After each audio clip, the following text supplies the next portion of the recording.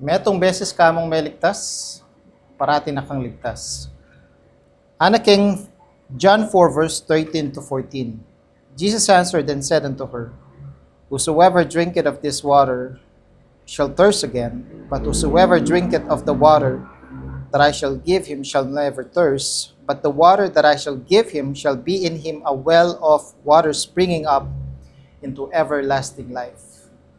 Na kalupa kening salita na ning Ginoo, keni itang meto nga babae, a Samaritanong babae na peksabihan ng Jesus, menyadyang danom Jesus kaya, at binanggit ng Jesus, sabi na, nung minom ka ketang danom abinya na nitang babae keni, sabi na, kumawa ka pa ring danom, kay bat na ning pilang oras, kailangan meng pasibayong minom ka, para kumabya ka.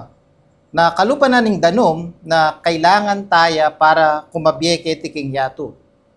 Pero, ing sabi na ning Ginoo, ninuman itang minum ketang danom abibyen na ning Ginoong Jesucristo, kalupa na itang menampalataya ka kaya.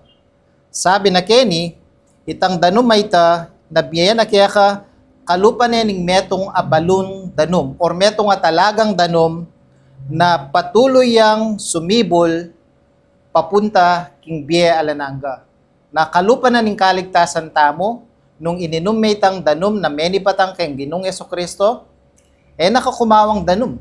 Nakalupa na ning biye alananga, mawala.